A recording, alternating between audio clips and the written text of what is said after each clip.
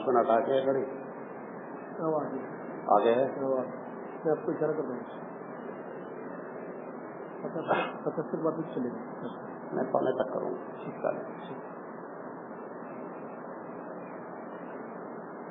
अस्सलामु अलैकुम वरहमतुल्लाहि वबरकातुहू।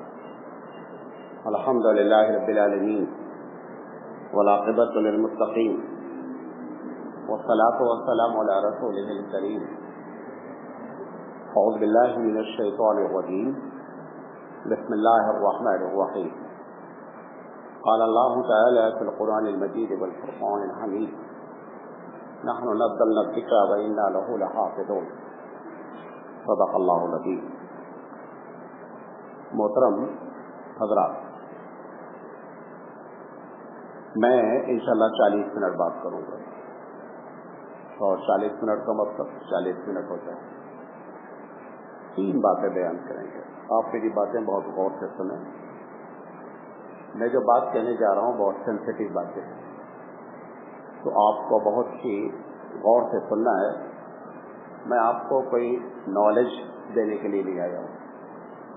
मैं आपको जो बात कहना चाहता हूँ, आपको ये देखना है कि मैं इस बात पर कितना अमल करता हूँ, और अगर नहीं करते हैं तो ज़बरदस्त गुनहगार भी हैं।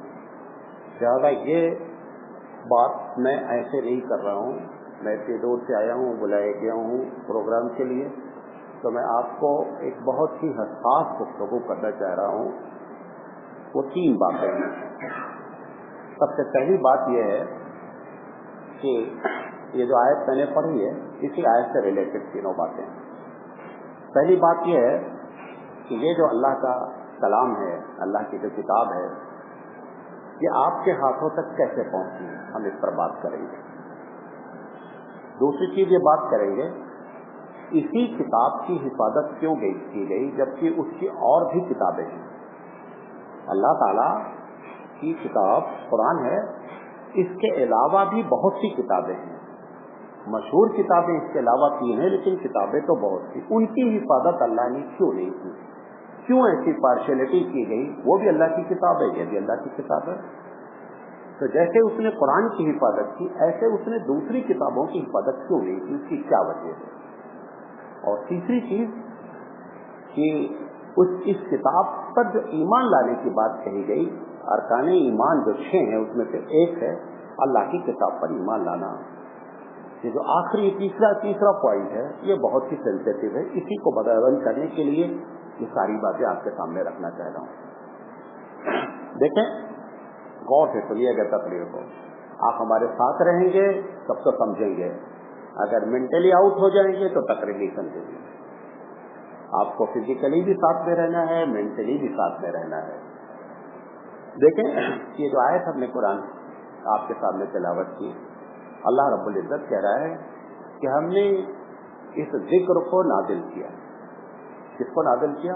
जिक्र को नाजिल किया। नहनु नज़्ज़लना ज़िक्रा व इन्ना लहू लहाफ़िज़ून, और हम खुद इसके प्रोटेक्टर हैं, खुद इसके मुहाफ़िज़ हैं। तो सबसे पहला सवाल है, जिस आयत में बहुत जबरदस्त अंदाज में इसकी हिफाजत की बात की जा रही है, वहां पर उसने जिक्र कहा, किताब नहीं कहा। जहां पे जो बात कही है उसने कि मैंने जिक्र को नाजिल किया है, ये नहीं कहा कि मैंने किताब नाजिल की। इसकी वजह पहले समझ लें।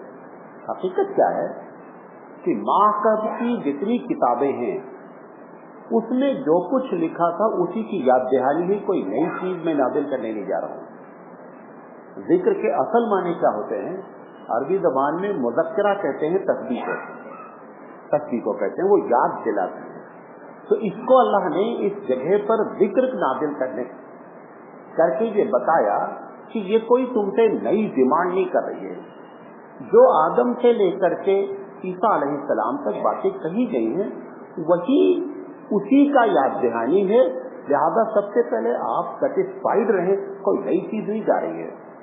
क्योंकि यहूदियों नसरानियों ने ये बात मशहूर कर रखी, रोमन कि साहब ये एक नया मजहब है। तो उस नया मजहब की तरदीद के लिए ये आयत ने उनकी सारा खलाकामा कर दिया कि मैं जो बात कहने जा रहा हूँ ये तुम्हारी ही किताबों की याद दहानी है और इसकी हम हिफाजत करेंगे। یہ آپ तक जो किताब पहुंची है, सबसे पहले इस पर थोड़ी देर बात करते हैं। आपको मालूम है कि अल्लाह के रसूल सल्लल्लाहु अलैहि वसल्लम के जमाने में कुरान करीम इस अंदाज में लिखा हुआ नहीं था कि सूरह फातिहा पहले हो, क़ुल औज़ु बिरब्बिन नास हो और बीच में सारा कुरान हो। इस अंदाज में कुरान करीम लिखा हुआ नहीं था। कुरान करीम क्योंकि अल्लाह के नबी पहले से ये प्लानिंग थी कि इस किताब की हिफाजत करनी है। ये हम दूसरे टॉपिक पर बात करेंगे कि क्यों करनी है, इस पर हमें भी बात करेंगे। लिहाजा वो पहले दिन से उस प्लानिंग के तहत चल रहा है मामला। वो क्या मामला था कि इसके अल्लाह के रसूल के ज़माने में दो सिस्टम थे इस किताब की हिफाजत के। पहला सिस्टम ये था कि अल्लाह के रसूल खुद हाफिज़ कुरान थे। आप जब हाफिज़ कुरान पहले थे तो आप जब कोई सूरत की आयत नाजिल होती थी तो नाजिल होने के बाद सहाबा से बताते थे और सहाबा बैठ करके मस्जिद नबवी में उस वक्त तक या मक्के में उस वक्त तक एक जगह बैठ करके उसको पढ़ते थे जब तक वो याद नहीं हो जाती। इसीलिए अल्लाह ताला ने बहुत कम सूरतों को बड़ी बड़ी एक साथ नाजिल से टुकड़े टुकड़े नाजिल किए, क्योंकि अगर एक बच्चे को आप पहले दिन एमए का सिलेबस दे दें तो वो फिडअप हो जाएगा। ये बहुत मुश्किल काम है। धीरे धीरे ले चला जाता है और लेकर के उसको एमएससी और एमए और पीएचडी कराई जाती है तो वो आसानी से इन मरहले को क्या कर लेता है, तय कर लेता है। लिहाजा अल्लाह ताला ने इस कुरान मजीद की चूंकि हिफाजत करनी थी, लिहाजा उसने थोड़ा थोड़ा थोड़ा नाजिल कराया और जैसे जैसे नाजिल होता गया वैसे वैसे लोग हिफ्ज़ करते रहे। आपने कभी गौर किया है कि इक़रा बिस्मि रब्बिकल लज़ी पहली नाजिल होने वाली है 96 नंबर पर आज है। सवाल ये जब सबसे पहले नाजिल हुई तो 96 नंबर पे कैसे आई, जिसको पहले नंबर पे रहना चाहिए था। लेकिन आज वो किस नंबर पे है, डिसेंडिंग ऑर्डर जो उसका है वो 96 नंबर पर है। होता क्या था कि जब अल्लाह के रसूल सल्लल्लाहु अलैहि वसल्लम पर जिब्रील अलैहिस्सलाम आते थे तो जिब्रील अलैहिस्सलाम बिस्मिल्लाहिर रहमानिर रहीम से अगर शुरू करते थे तो वही कहते थे कि ये नई सूरत है, और जब बिस्मिल्लाहिर रहमानिर रहीम के बगैर शुरू करते थे तो कहते थे कि ये पार्ट फला आयत के आगे आपको याद करना है। तो इस तरह से डिस्टिंग्विश हो जाता था, इम्तियाज हो जाता था कि ये जो पार्ट नाजिल हो रहा है ये किसी सूरत का पार्ट है या सेपरेट सूरत है। उसी अंदाज में अल्लाह के रसूल सहाबा को बताते, सहाबा याद करते रहते थे। तो एक टीम हुजूर के जमाने में सहाबा की हाफिज कुरान तैयार हो गई। आज आपको ये बात भी बताएं कि ये जो कुरान करीम लिखा हुआ है मुसलमान इस पर डिपेंड नहीं है, हम असल डिपेंड हार्ड डिस्क पर हैं। जो हमारा हार्ट है वो हमारी हार्ड डिस्क है। लोग ये समझते हैं कि किताब को बस अंग्रेजों ने मुहिम चलाई थी कि कुरान मजीद को जला दिया जाए, बहुत जलाए उन्होंने। फिर एक साहब ने जाकर के बताया कि ये हिमाकत का काम क्या कर रहे हो, ये तो हार्ड डिस्क पे लिखी हुई है, तुम एक तारों को जला दो तो भी कोई फर्क नहीं पड़ता है दोबारा ये फिर। लिहाजा अल्लाह ने पहले दिन से नबी करीम सल्लल्लाहु अलैहि वसल्लम से लेकर के और आज तक इसकी हिफाजत का असल जो मामला है वो हार्ड डिस्क है और वो हमारा हार्ट है। अच्छा, फिर शुरू में चूंकि मक्के में लिमिटेड लोग पढ़े लिखे थे, शुरू में तो 6-7 लोग थे, तो उसमें से 1 या 2 आदमी मुसलमान हुए थे। तो अल्लाह के रसूल जो नाजिल होता था उसको लिखा देते थे। कभी हड्डी पे लिख ली जाती थी, कभी चमड़े पर लिख लिया जाता था, कभी दरख्त के बड़े पत्तों पर। ये 3 बेसिक सोर्स थे जिस पर कुरान करीम लिखा जाता था। जब वो लिखता था, गौर से सुनिएगा, जब वो लिखता था सहाबी, लिखने के बाद जाकर अल्लाह के रसूल के सामने पढ़ता था। ये देखिए मैंने ये लिखा है, इसमें कोई आगे पीछे तो नहीं हुआ है। तो अल्लाह के रसूल सल्लल्लाहु अलैहि वसल्लम सुनने के बाद उसको बता देते थे भाई सही है। फिर वो क्या करता था, किसी 2 सहाबी को सुनाता था जो हाफिज हो गए थे कि देखो तुमने इसको याद किया है, हम जो सुना रहे हैं कहीं कोई आयत आगे पीछे तो नहीं हुई है। तो उन सहाबियों को सुनाता था। तो पहला अप्रूवल अल्लाह के रसूल देते थे, फिर वो दोनों सहाबी से जा करके उसको मजीद सुनवाता था। सुनवाने के बाद उन दोनों का नाम लिख देता था कि इनके सामने मैंने ये लिखा है, और वो रख देता था। तो इस तरह से कुरान मजीद के मुख्तलिफ पेजेस मुख्तलिफ अंदाज में अल्लाह के रसूल के ज़माने में लिखे हुए थे, लेकिन जिस शक्ल में आपके पास है ऐसा नहीं लिखा हुआ था। जब अल्लाह के रसूल का आखिरी वक्त आया, जिस रबीउल अव्वल में आपकी वफ़ात हुई है, जब रमज़ान आया تو رمضان، شوال، ذوالقعدہ، ذوالحجہ 4 یہ ہو گیا، محرم، صفر، ربیع الاول 7 مہینہ، تقریباً 6 مہینے پہلے کی بات ہے کہ اللہ کے رسول صلی اللہ علیہ وسلم کے پاس رمضان میں جبریل پہلی تاریخ کو آ گئے اور اللہ کے رسول لیلۃ القدر کی تلاش میں پہلی تاریخ سے تیاری کر رہے تھے۔ ایک روایت میں آتا ہے کہ 11 تاریخ کو آئے، 11 رمضان کو آئے۔ آنے کے بعد اللہ کے رسول کے سامنے انہوں نے کہا کہ میں پورا قرآن آپ کے سامنے اس ترتیب میں پڑھنا چاہتا ہوں جس ترتیب میں آج تک یہ ہونا چاہیے، نازل ہوا اس ترتیب میں نہیں، جس ڈسینڈنگ آرڈر میں ہوا ہے اس کے علاوہ جو آرڈر آپ کو بتایا گیا ہے اس آرڈر میں تلاوت کرتا ہوں، آپ اپنے حفظ کو چیک کر لیں۔ 10 دن تک لگاتار جبریل نے حضور کو سنایا اور حضور نے اسی آرڈر میں جبریل کو سنایا۔ 20 رمضان ہو گیا تو اللہ کے رسول صلی اللہ علیہ وسلم سے جبریل علیہ السلام نے کہا کہ آپ لیلۃ القدر کی جو تلاش کر رہے ہیں وہ 10 اور 20 رمضان میں نہیں ہے، وہ 20 کے آگے ہے۔ لہٰذا حضور نے اپنے اعتکاف کا ایکسٹینشن کر دیا، 20 سے لے کر 30 تک میں آ گئے۔ پھر جبریل نے کہا کہ میں ایک مرتبہ پھر سنا دیتا ہوں آپ کو اور آپ پھر اپنا سن لیں۔ تو جبریل نے ان کو سنایا اور اللہ کے رسول نے جبریل کو سنایا۔ اسی سنت کو جاری رکھنے کے لیے رمضان میں پورا قرآن پڑھا جاتا ہے، یہ وہ دلیل ہے۔ سمجھے، لمبی چوڑی بات پھر جائے مختصر آپ کے سامنے۔ یہ جو 2 مرتبہ سنایا اللہ کے رسول نے صحابہ کو انڈیکیٹ کیا، اشارہ کیا کہ شاید آج میرے جانے کا دن قریب آ رہا ہے۔ یہ بھی آپ نے بتا دیا کہ اب میں اس دنیا میں زیادہ دن نہیں رہنے والا ہوں۔ تو اس طریقے سے وہ لکھنے والے کی ٹیم اور حفظ کرنے والے کی ٹیم جب وہ سنا دیا تو اللہ کے رسول نے صحابہ سے کہا کہ یہ آرڈر ہے، اس طریقے سے قرآن ہونا چاہیے۔ کون سا آرڈر؟ آج جو لکھا ہے آپ کے پاس سورہ فاتحہ پش قل برب الناس، یہ جبریل علیہ السلام نے آ کر کے سنایا، اللہ کے رسول نے جبریل کو سنایا، پھر اللہ کے رسول نے صحابہ کو سنایا۔ اس وقت سے لے کر آج تک اسی آرڈر میں یہ قرآن مجید چل رہا ہے۔ ابو بکر صدیق رضی اللہ تعالی عنہ کے زمانے میں ہوا یہ کہ ایک جنگ ہوئی مسیلمہ کذاب کے ساتھ جس میں 700 صحابی حافظ شہید ہو گئے۔ تو حضرت عمر نے کہا ابو بکر سے کہ امیر المومنین یہ معاملہ تو بڑا ٹیڑھا ہے، اگر خدا نہ خواستہ سارے حافظ ختم ہو جائیں گے تو ہماری ہارڈ ڈسک ختم ہو جائے گی، لہذا ایسا کرو کہ اس کو پیپر کی شکل میں کم سے کم ایک کاپی لکھ دو، ایک موجود رہے گی، اگر کوئی پرابلم ہوگی وہاں سے پرنٹ نکالی جاتی رہے گی۔ تو ابو بکر صدیق رضی اللہ تعالیٰ عنہ نے کہا کہ میں ایسا نہیں کر پاؤں گا۔ کہا کیوں نہیں کریں گے؟ کہا کیونکہ اللہ کے رسول نے نہیں کیا تو میں کیوں کروں۔ اب ابو بکر نے ایسی دلیل دی کہ حضرت عمر رضی اللہ تعالیٰ عنہ خاموش ہو گئے، لیکن وہ بار بار بولتے رہے کہ ابو بکر صدیق رہے کہ امیر المومنین یہ کرنے کا کام ہے، یہ کرنا چاہیے آپ کو، حالات آگے اور خراب ہو سکتے ہیں۔ 6 مہینے تک لگاتار یہ ان کو کنونس کرتے رہے۔ 6 مہینے کے بعد ایک دن ابو بکر خود حضرت عمر کے پاس گئے کہ جو تم باتیں کہہ رہے ہو میرے دل میں بھی اللہ ڈال رہا ہے کہ کام کرنے کا ہے، کرنا چاہیے۔ لہذا اب یہ بات ہوئی کہ کیسے کیا جائے، اس کا میتھڈ کیا ہو، سسٹم کیا ہو۔ تو انہوں نے کہا کہ اللہ کے رسول صلی اللہ علیہ وسلم نے جن لوگوں کو اپنے زمانے میں اتھرائز کیا تھا کہ یہ قرآن کے اتھارٹی رکھنے والے لوگ ہیں، اس میں سے کسی ایک کو اس کا انچارج بناؤ اور اس کے ذریعے یہ کام کیا جائے۔ تو زید بن ثابت رضی اللہ تعالیٰ عنہ قرآن کے بارے میں اتھارٹی کے حضور کے زمانے میں ان کو بلایا گیا۔ انہوں نے کہا بھائی ایسا ایسا کرنا ہے، ترتیب سے لکھنا ہے۔ انہوں نے کہا کہ میں نہیں کروں گا۔ کہا کیوں؟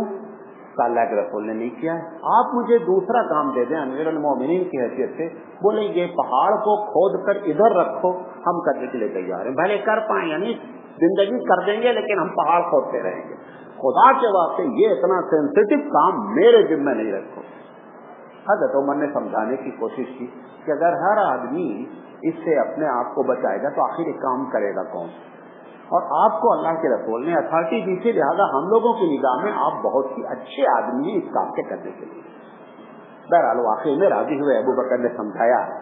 ہونے کے بعد انہوں نے ترتیب جو اختیار کی، انہوں نے کہا پھر میں اپنی مرضی سے کروں گا ترتیب، آپ لوگوں سے مشورہ کروں گا۔ کہا بولیے کیا مشورہ؟ کہا میں چاہتا ہوں کہ سب سے پہلے امیر المومنین اعلان کرے کہ جن کے پاس کاپی رکھی ہوئی ہیں لکھی وہ لے کر آ جائیں، نمبر 1۔ हुजूर के जमाने के जो हुफ्फाज हैं वो आ जाएं, हम हाफिज वाले से सुनेंगे एक आयत और वो लिखेंगे, एक सूरत लिखेंगे, फिर उससे टैली करेंगे, जो कॉपी लिखी दोनों बराबर ही कि नहीं। अगर ये हो जाएगा तो हम लिख डालें। भाई इस तरकीब से उन्हें पुराना कुरान मजीद एक कॉपी लिखकर अबू बकर सिद्दीक़ रज़ियल्लाहु तआला अन्हु के खजाने में रख दी। बात खत्म हो गई, सबकी कॉपी वापस कर दी गई, मामला खत्म हो गया कि अब अगर कोई फ्यूचर में प्रॉब्लम आएगी तो हमारे पास मास्टर कॉपी क्या है, मौजूद है। हजरत उमर का पूरा जमाना गुजर गया, इस पर कोई काम नहीं हुआ। हजरत उस्मान रज़ियल्लाहु तआला अन्हु के जमाने में जब अफ्रीका के बॉर्डर तक इस्लाम पहुंचा तो कुरान के पढ़ने में जबरदस्त आपस में इख्तलाफ करने लगे लोग। तो हजरत उस्मान रज़ियल्लाहु तआला अन्हु को सहाबा ने आकर मशवरा दिया कि ये जो मास्टर कॉपी रखी है, इस मास्टर कॉपी से इतनी कॉपी बना दिया जाए कि जो इस्लामिक सूबे हैं उनके गवर्नर को भेज दिया जाए उसकी कॉपी, और गवर्नर को ऑर्डिनेंस ये दिया जाए कि आप इसकी मास्टर कॉपी से कॉपी बनाएं। अपने अपने तौर पे जो लोग कर रहे हैं वो सही नहीं है। उस वक्त हज़रत उस्मान रज़ियल्लाहु तआला अन्हु ने 6 या 7 कॉपी बनाई। बनाने के बाद एक मदीने में रख ली, बकिया सूबों में तकसीम कर दी गई। उस वक्त से उसी प्रिंटिंग में चल रही है। इसलिए जब आप कुरान मजीद उठाएंगे, खासकर अरबी, तो उसमें लिखा रहता है रस्म उस्मानी। क्या लिखा रहता है? रस्म उस्मानी। क्योंकि उस्मान रज़ियल्लाहु तआला अन्हु ने जिस स्टाइल में कुरान मजीद को छपवाया था, लिखवाया था, उसी अंदाज में आज तक कुरान मजीद चल रहा है। ये इस तरीके से अल्लाह ने उस किताब को आपके हाथों तक पहुंचाया। आज भी हमारे पास हज़रत उस्मान रज़ियल्लाहु तआला अन्हु के जमाने की लिखी हुई 3 कॉपियां मौजूद हैं, ओरिजिनल। 4 कॉपी तो नहीं पता चल रही है कि कहाँ चली गई, लेकिन 3 मौजूद है हमारे पास, एक तरकीब में है। हज़रत उस्मान रज़ियल्लाहु तआला अन्हु को जब शहीद किया गया तो वो अपनी उस कॉपी को पढ़ रहे थे जिस वक्त शहीद किया गया। तो जब गर्दन पे वार हुआ तो खून उस कुरान मजीद के आयत पर टपका। टर्की में उसी पेज को खोल करके रखा हुआ है कुरान मजीद जहाँ पर हज़रत उस्मान का खून टपका हुआ है। हम आपको बताना ये चाहते हैं कि खुदा न खास्ता अगर कभी कोई बात हो जाए तो हमारे पास मास्टर काफी आज भी मौजूद है। तो आपको सबसे पहले फख्र होना चाहिए, दुनिया की किसी किताब की ये एथेंटिसिटी नहीं है, ये उसकी वसूख से नहीं कहा जा सकता कि ये वही किताब है जो किताब उस नबी को दी गई। आपको और हमको फख्र होना चाहिए कि हमारे पास ओरिजिनल कॉपी मौजूद है। तो ये तकरीर का पहला हिस्सा था। दूसरा हिस्सा कि अल्लाह ने इसकी हिफाजत की, बकिया किताब की हिफाजत की नहीं कि वो भी उसकी किताब है। मौलाना अली मियां नदवी अलैहिर्रहमान ने इसका जवाब लिखा है, वो आपको जवाब नकल करते हैं। मौलाना कहते हैं, मौलाना अली मियां नदवी अलैहिर्रहमान कहते हैं कि हकीकत क्या है, हम जब छोटे रहते हैं, मिसाल दी हम छोटे रहते हैं तो बनियाइन का एक नंबर पहनते हैं। अगर आप लोगों से अभी हम पूछें, अच्छा बताओ जब आपकी उम्र 7 साल की थी तो आप बनियाइन का कौन सा नंबर पहनते थे? आप नहीं बता पाएंगे। हाँ, लेकिन अब जब आप मैच्योर्ड हो गए, बालिग हो गए, बड़े हो गए, आप दुकान में जाके क्या बोलते हैं? भाई 95 नंबर दे दो। आपने 95 नंबर याद रखा है, वो बचपन वाला नहीं याद आपको, क्योंकि आपको मालूम था कि हम चेंज होते रहेंगे, इसके याद करने का कोई फायदा नहीं है। एक वक्त ऐसा आ जाएगा कि हम मैच्योर्ड हो जाएंगे। जब हम मैच्योर्ड हो जाएंगे तो एक नंबर याद कर लेंगे। अब उसके बाद जब दुकान में जाएंगे बोलेंगे 95 नंबर दे दो, 85, जो जिसको साइज होता है वो जाकर ले लेता है। मौलाना अली मियां नदवी ने लिखा है कि दुनिया जो चल रही थी आदम से, वो नबी करीम सल्लल्लाहु अलैहि वसल्लम के जमाने तक मैच्योर्ड नहीं हुई। लिहाजा जो मैच्योर्ड नहीं हुई थी तो उस मैच्योर्ड के नंबर को याद करने की जरूरत नहीं थी कि उसकी हिफाजत की जाए। जब दुनिया मैच्योर्ड हो जाएगी अब उसकी हिफाजत की गई। क्यों? क्योंकि कयामत तक अब किसी नबी को आना नहीं है। जब नबी को नहीं आना है तो किताब में करेक्शन कौन करेगा? कोई नहीं कर सकता। लिहाजा अल्लाह ने क्या कर दिया कि इस किताब की हिफाजत कर दी ताकि कभी आना नहीं है, करेक्शन का सवाल पैदा नहीं होना। कभी कभी कादियानी मिल जाता है, वो एक बड़ा टिपिकल सवाल करता है, कभी खुदा न खास्ता आपसे टकरा जाए तो आपको उसका जवाब मालूम होना चाहिए। जो कादियानी होता है, एक कोर्स होता है हाउ टू टॉक, मैंने वो कोर्स किया है, बात कैसे करें, एक कोर्स होता है। तो उसमें वो पढ़ाने में जो सबसे पहला चैप्टर पढ़ाता है वो क्या कहता है कि देखो जब तुमसे कोई सवाल करे तो इस बात को देखना कि सवाल डायरेक्ट कर रहा है या कोई स्टेटमेंट दे करके सवाल कर रहा है। समझे नहीं? मैं बता रहा हूँ। एक आपने पूछा भाई 2 और 2 कितने होते हैं? हमने कहा भाई 4 होते हैं। ये डायरेक्ट सवाल है। एक आदमी ऐसे नहीं सवाल करता है। एक आदमी क्या करता है, पहले 2, 4, 10 सेंटेंस बोलता है, वो जब बता देता है तो उसके बाद एक सवाल करता है। जब ऐसा सवाल करे तो आपको समझ लेना चाहिए फंसाना चाह रहा है आपको। काजनी क्या करता है सवाल, वो कहता है अच्छा ये बताओ कि जब आजकल हालात खराब है कि नहीं? हाँ साहब बहुत खराब हालात हैं। अच्छा जब हालात खराब होते हैं तो नबी आते कि नहीं आते? हाँ साहब नबी आते हैं। तो अगर आज हालात खराब है तो नबी क्यों नहीं आएगा? अब आप फंस जाते हैं कि सब बात तो माकूल कर रहा है कि जब हालात खराब होते हैं तो कौन आता है? नबी आता है। आज हालात बहुत खराब है, नबी को आना चाहिए। अब जब वो ऐसे सवाल करता है तो हम तो परेशान हो जाते हैं किसका। तो ये भी इसने जो तमीज बांध कर सवाल किया, अलग अलग स्टेटमेंट दिए पहले कि हालात खराब हैं, पहला स्टेटमेंट दिया आपने कहा हाँ। फिर उसने दूसरा स्टेटमेंट किया कि जब हालात खराब होते हैं तो नबी आता, आपने कहा हाँ। अब जब 2 चीज पर आपसे हुकारी भरा लिया हाँ की, तो अब तीसरा सवाल वो खुद कर देता है कि भाई नबी आना चाहिए। ये क्या है, इसको समझ लें। हमारा कहना है कि नबी उस वक्त आता है जब किताब में करेक्शन होता है। हम उससे सवाल करते हैं अच्छा बताओ नबी आता है तो किताब में करेक्शन करता है? हाँ करता है। इस किताब में करेक्शन हुआ नहीं? हमने कहा नबी की जरूरत नहीं है। सबसे पहले जितने भी अंबिया आते हैं खासकर रसूल, जब तक उसके पहले वाली किताब में करेक्शन नहीं होता रसूल नहीं आता। नबी भले आता रहे, रसूल नहीं आता। रसूल आने का मतलब होता है कि माँ कब्ल की किताब में लोगों ने गड़बड़ी की है, लिहाजा जब गड़बड़ी की होती है वो नबी आकर के क्या करता है, उसका करेक्शन करता है। अब आप जो मैंने कहा कि नाहनो नज़्ज़लना ज़िक्र, ये जिक्र है जो तुमने गड़बड़ी की है, अब इसको ये सही करके तुम्हारे सामने पेश कर रहा है। तो इस वजह से नबी आने की जरूरत पेश आएगी नहीं, क्योंकि इस किताब के मुहाफिज अल्लाह रब्बुल इज्जत खुद है। अच्छा, उनकी हिफाजत नहीं की, इसकी हिफाजत क्यों की? ये सवाल क्या है? ये कयाम और सुनिएगा, ये बहुत सेंसिटिव बात कह रहा हूं आपसे इस वक्त। अगर इस किताब की हिफाजत नहीं होती, हम इंसान मिजाजन एक्सक्यूज पसंद है। एक्सक्यूज पसंद का मतलब ये कि जैसे कोई हम गलती करते हैं, अगर हमसे कहा जाए आपने गलती की, हम फौरन नहीं ऐसा हो गया, कोई ना कोई जुमला बोलेंगे, भले बाद में ये गलती को कबूल करें, लेकिन पहले क्या करेंगे, 2-4 जुमले, छोटी बात भी उस पर भी।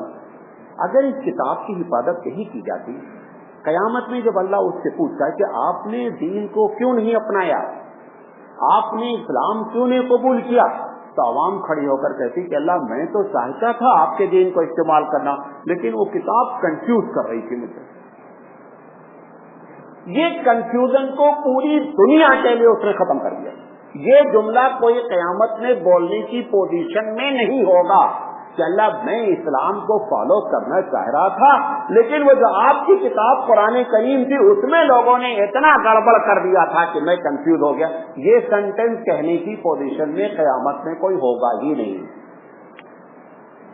अच्छा, माँ कब्ल की किताब की हिफाजत क्यों नहीं की? क्योंकि आने वाला नबी उसमें करेक्शन करना था। अगर तुम गड़बड़ी भी कर दोगे तो कोई फर्क नहीं पड़ता, आने वाला नबी उसमें करेक्शन कर देगा। लेकिन चूंकि इसके बाद नबी भी नहीं आना है और कयामत तक मुसलमान गैर मुसलमान सबके उज्र को खत्म करना है कि साहब जर्रा बराबर भी आपको ये शक नहीं होना चाहिए कि इस किताब में कोई खराबी है, लिहाजा कयामत में ये कहने की पोजीशन में अल्लाह ने किसी को रखा ही नहीं। डायरेक्ट सवाल होगा कि आपने इसको फॉलो क्यों नहीं किया। आप जवाब इसका एक ही जवाब है, या तो फॉलो किया और जवाब देंगे कि हमने अल्लाह इस पर अमल किया, और या दूसरा जवाब दिया जाएगा अल्लाह अमल नहीं किया। ये तीसरा कोई जवाब बन नहीं पड़ेगा किसी से, इसलिए अल्लाह रब्बुल इज्जत ने इस किताब की हिफाजत फरमाई। अब तीसरी बात, जो मैं 24 मिनट बोल चुका हूं, अब हम आपको असल बात जिसके लिए ये सारी तमहीद मैंने बांधी, इस हमारे पास अरकाने ईमान 6 हैं, 5 पिलर्स ऑफ इस्लाम हैं और 6 अरकाने ईमान हैं। ईमान के जो पिलर्स हैं, ईमान के जो पिलर्स हैं उनका सबका ताल्लुक किसी का ताल्लुक अमल से नहीं है। देखेंगे बड़ी बात, जो पिलर्स ऑफ फेथ हैं ارکان ایمان ہیں ان کا تعلق آپ کو ایمان رکھنے سے ہے پہلے، بعد میں عمل آئے گا۔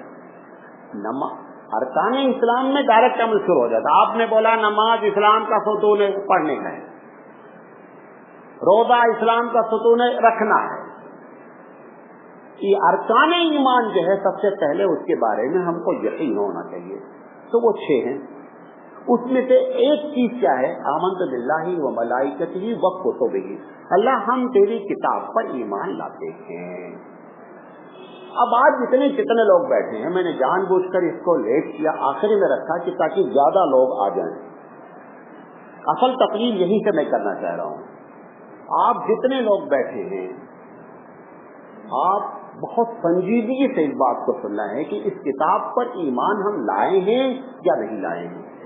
ایک ہوتا ہے زبانی ایمان لانا، اسی لیے ہمارے کہاں کہہ رہے ہیں کہ اقرار باللسان، آپ نے زبان سے اقرار کر لیا، تصدیق بالقلب، اور قلب سے تصدیق کر دی اللہ کی کتاب ہے۔ اس میں مسلمان الحمدللہ کامیاب ہیں، ادنا درجے کا، چاہے وہ نمازی نہ ہو، روزہ بھی نہیں رکھتا ہو، لیکن وہ یہ جانتا ہے یہ کتاب کس کی ہے؟ اللہ کی ہے۔ 2 چیزوں کا عشق امت محمدی کو بہت تگڑا ہے، عشق رسول، عشق کتاب۔ حالانکہ پوری دنیا ان دونوں میں مستقل کوشش کر رہی ہے، ہزاروں، آپ کو معلوم ہے کہ اس وقت 3000 پیج روزانہ اسلام کے خلاف لکھے جاتے ہیں پوری دنیا میں۔ 18 گھنٹے میڈیا ہمارے خلاف بولتی ہے پوری دنیا میں۔ یہ 3000 پیج لکھے جانے کے، اگر کوئی مذہب ایسا ہوتا جو کسی بنیاد پہ نہیں ہوتا تو اس کی ہوائیاں اڑ رہی ہوتی، ختم ہو جاتا۔ قرآن مجید نے کہا ہے کہ اصلها ثابت، اس کی جڑیں بڑی گہری ہیں، فروعها فی السبع، اور اس کی شاخیں پھیلی ہوئی ہیں۔ جتنی مخالفت ہو رہی ہے اتنے میں مسلمان ختم ہو جانا چاہیے تھا، اسلام مذہب کا اتا پتہ نہیں ہونا۔ آپ کے علم میں پوری سانگلی میں ایک آدمی ایسا نہیں ہوگا کہ جو مسلمان تھا اور ہندو ہو گیا ہو، حالات کتنے بھی خراب ہوں، کتنا بھی مسلمان بہتے تھے، مسلمان زندگی گزارنے پر ڈر رہا ہو، لیکن ایسا نہیں ہو رہا ہے کہ ایک آدمی مسلمان تھا اور وہ جان بوجھ کر کے غیر مسلم ہو۔ ایسا تو ممکن ہے کہ 2-3 نسل سے اس کے یہاں دعوت کا کام نہیں ہوا اور اس نے مذہب کو سمجھائی، ایسا، لیکن ایسا نہیں ہے کہ ایک آدمی شعوری انداز میں کیا ہوا ہو غیر مسلم ہو جائے، کسی مذہب کو اختیار کر لے، ایسا ہوتا نہیں ہے۔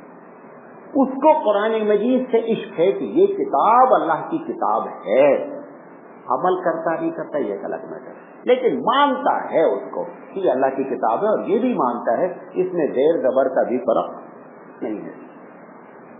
حرم سے امام پڑھتا ہے، تراویح حرم سے امام پڑھتا ہے، پوری دنیا کے حفاظ سنتے ہیں، آج تک کبھی یہ ڈسپیوٹ پیدا نہیں ہوا کہ معلوم نہیں کون سی آیت پڑھ رہا، ہم نہ معلوم نہیں، یہ ڈسپیوٹ ہر کتاب پہ ڈسپیوٹ ہے دنیا کی۔ آپ کو معلوم ہے بائبل کے اس وقت 8 الگ الگ کاپی ہیں، اور سارے بائبل کے کاپی والے بولتے ہیں میری بائبل صحیح ہے، حالانکہ بائبل نازل کتنی ہوئی ہے؟ 8 کیسے صحیح ہو سکتی ہے؟ اور سب سے مزے کی بات ہے کہ جس لینگویج میں عیسیٰ علیہ السلام کو بائبل کی اصل تو لفظ انجیل ہے، وہ انجیل کی کاپی جس زبان میں دی گئی تھی اور جو کاپی دی گئی تھی وہ دنیا میں ناپید ہے۔ کہ جتنا آپ اسٹیشن پہ یہاں وہاں لگا دیکھتے ہیں سب ٹرانسلیشن ہے۔ اگر کسی عیسائی سے آپ پوچھیں کہ بتاؤ کہ وہ اوریجنل کاپی کہاں ہے، بھائی ٹرانسلیشن کو چیک کیا کہاں جائے گا اوریجنل سے، آپ اس کو ایک پیراگراف لا کر دیں کہ مولانا آپ کی عربی بہت اچھی ہے، آپ ذرا دیکھیں میں نے ترجمہ صحیح کیا کہ نہیں کیا، تو آپ بولیں گے بھائی جس چیز سے ترجمہ کیا وہ لے کر کے آؤ نا، کہاں سے ترجمہ کیا ہے، انگلش سے کیا ہے، ہندی سے کیا ہے، تب ہم جا کر کے ٹرانسلیشن پکڑ پائیں گے نہ پکڑ کہ جتنی آپ کاپی دیکھتے ہیں سب ٹرانسلیشن، اوریجنل کوئی کاپی موجود نہیں ہے، آپ کے پاس اوریجنل کاپی موجود ہے۔ یہ اس پر جو ایمان لانے کا مطلب ہے، آپ جمعہ پڑھنے آئے ہیں، کہاں لکھا ہے جمعہ پڑھنا ہے؟ قرآن میں لکھا ہے نا کہ وَإِذَا نُودِيَ لِلصَّلَاةِ مِن يَوْمِ الْجُمْعَةِ فَاسْعَوْا إِلَىٰ ذِكْرِ اللَّهِ۔ اگر جمعہ فرض نہیں ہوتا تو آپ جمعہ پڑھنے آتے نہیں آتے؟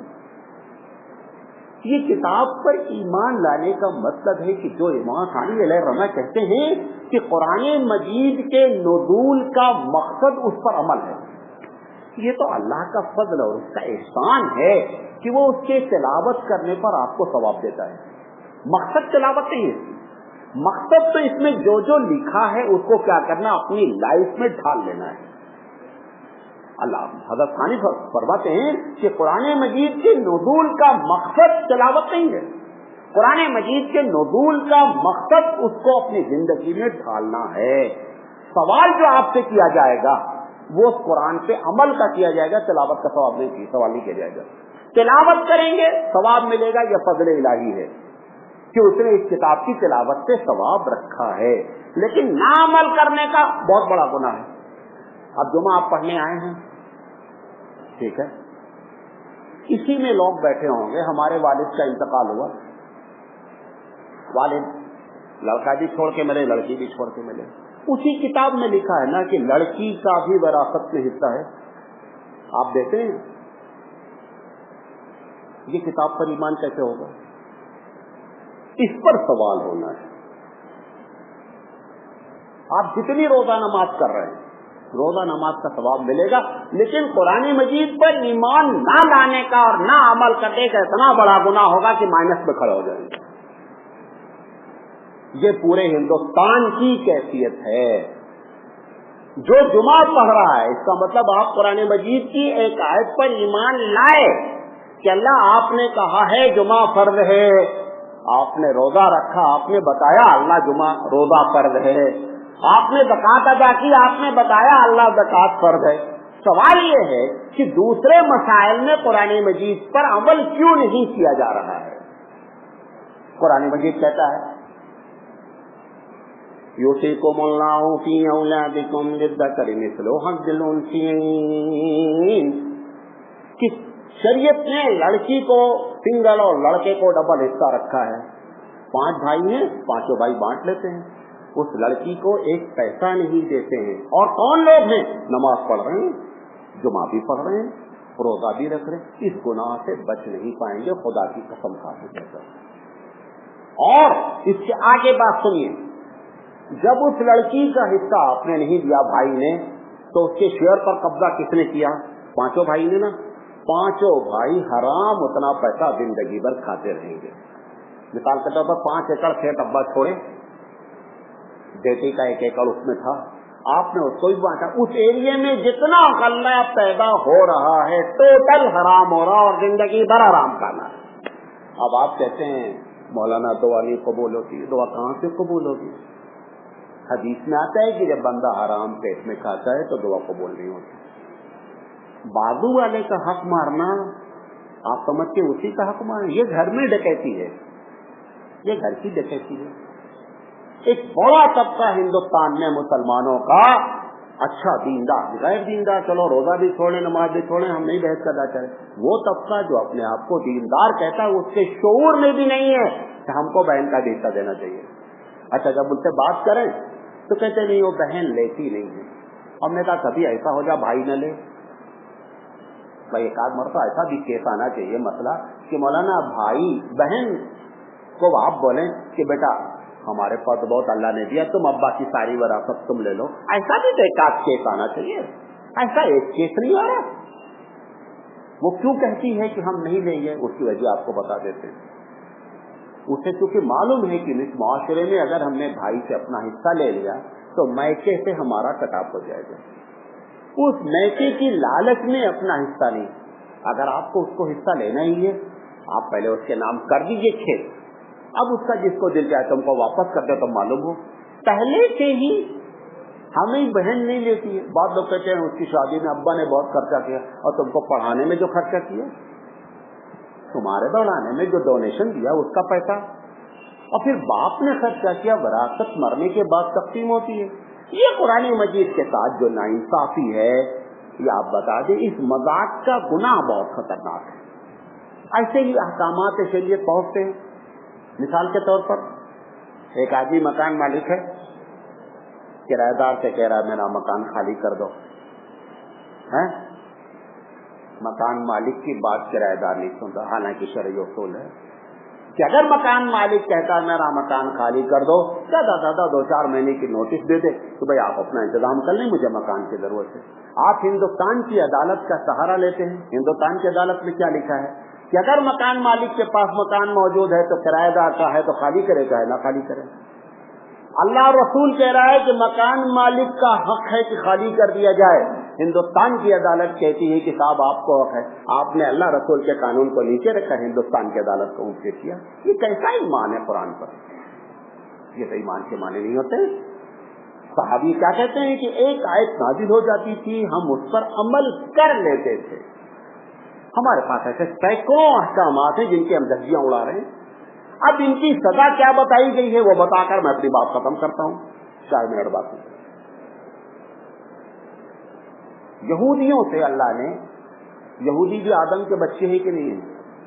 سوتیلے ہیں جیسے آپ ہیں ویسے وہ بھی، نصرانی بھی، ہندو بھی، سب آدم کے اولاد ہیں۔ ہمارا عقیدہ ہے اللہ کی سنت ہوتی ہے، اللہ کا ایک طریقہ ہوتا ہے، وہ طریقہ سب پر اپلائی ہوتا ہے، وہ چاہے آپ مسلمان ہوں، چاہے ہندو ہوں، چاہے غیر مسلم جو بھی ہیں۔ مثال کے طور پر ایک بچہ غیر مسلم ہے، پڑھ رہا ہے اچھا، اس کے سسٹم ہے کہ اچھا پڑھو گے اچھا نمبر لو گے۔ آپ سوچیں نہیں میں بہت اچھا مسلمان ہوں، میں نہیں پڑھا تو بھی اچھا ملتا، اس کا سسٹم نہیں ہے۔ اس کا سسٹم یہ ہے کہ آپ محنت کریں گے، اسٹرگل کریں گے، ہم آپ کو نتیجہ دیں گے، چاہے وہ مسلمان ہو چاہے غیر مسلم، اس سے کوئی بہتری ہوتی۔ اتنا ضرور ہو سکتا ہے کہ اگر ایمان کے ساتھ آپ محنت کریں گے تو ایمان کچھ نتائج اور اچھے برآمد کرا دے گی، لیکن ایسا نہیں ہے کہ آپ سوچیں میں مسلمان ہوں، میں بہت اللہ والا ہوں، میں اسکول جاؤں چاہے نہیں جاؤں، پڑھوں چاہے نہیں پڑھوں، ہم نا 90 نمبر آ جاتا فیل ہو جاتے ہیں۔ یہ سسٹم الہی ہی نہیں ہے۔ سسٹم الہی اس کتاب کے بارے میں بھی ایک ہے، اس نے کیا کہا ہے، افتؤمنون ببعض وتکفرون ببعض فما جزاء من يفعل ذلك منكم الا خزي في الحياة الدنيا ويوم القيامة يردون إلى أشد العذاب۔ اللہ کیا کہہ رہا ہے کہ کیا تم اللہ کی بعض باتوں کو مانتے ہو اور بعض باتوں کا انکار کرتے ہو؟ جمعہ پڑھنے آئے بات مانے، بہن کو وراثت نہیں دیے بات انکار کر دیے، یہ تو بات نہیں۔ افتؤمنون ببعض وتکفرون ببعض، پھر اللہ کہتا ہے فما جزاء من يفعل ذلك، ایسے آدمی کی کیا سزا دی جائے جو تم میں سے ایسی حرکت کر رہا ہے۔ فما جزاء من يفعل ذلك منكم، خود جواب دے رہا الا خزي، میں تم کو ذلیل کروں گا فی الحیات الدنیا، اس دنیا کی زندگی میں، وَيَرُدُّونَ إِلَىٰ أَشَدِّ الْعَذَابِ، اور وہاں بھی عذاب دیا جائے گا۔ یہ جو آپ اپنی ذلت دنیا میں دیکھ رہے ہیں اس کا بنیادی سبب اس اللہ کے ساتھ مذاق ہے۔ کتاب کا اس مذاق کو چھوڑ دیں، خود بخود عزت پا جائیں گے۔ اللہ کے رسول صلی اللہ علیہ وسلم نے فرمایا تھا ان اللہ یرفع بہذا الکتاب اقواما ویضع بہ آخرین، رواه مسلم۔ پیارے حبیب مصطفیٰ صلی اللہ علیہ وسلم فرما رہے ہیں کہ لوگوں اس کتاب کے ذریعے تم کو اللہ اونچا اٹھائے گا۔ ان اللہ یرفع بہذا الکتاب، اس کے ویضع بہ آخرین، اور اسی کتاب کے ذریعے تم کو ذلیل بھی کرے گا۔ صحابہ نے پوچھا اللہ کے رسول ایک ہی کتاب میں دونوں صفت؟ کہا جب عمل کرو گے اس کتاب پر تو تم کو عروج دے گا، جب اس کو چھوڑ دو گے تو ذلیل ہو جاؤ گے۔ تو یہ جو آپ ذلت دیکھ رہے ہیں عالمی سطح پر، کسی مولانا سے پوچھنے کی ضرورت نہیں ہے، آپ خود مفتی ہیں اس میں، کہ ہم اللہ کی کتاب کے ساتھ مذاق کر رہے ہیں۔ اس مذاق کی سزا قرآن میں لکھی ہے خزی فی الحیات الدنیا، دنیا میں تم کو ذلیل کریں گے۔ اور اللہ آپ کو معلوم ہے اپنے وعدے پر قائم رہتا اور اس کی سنت نہیں بدلتی اور کبھی جھوٹ نہیں بولتا۔ لہذا یہ پیغام آپ کو پاس کرنا تھا، اگر اچھا لگا تو بھی اور نہیں اچھا لگا تو بھی، یہ اللہ کی بات تھی، وہ میں نے آپ تک پہنچا دیا۔ اب آپ قیامت میں اتنے لوگ یہ کہنے کے حقدار نہیں ہوں گے کہ ہم کو یہ بات معلوم نہیں تھی، میں نے اپنے کاندھے کا بوجھ آپ پر ڈال دیا۔ اللہ ہم کو اور آپ کو قرآن پر عمل کرنے کی توفیق عطا فرمائے۔ وآخر دعوانا ان الحمدللہ رب العالمین۔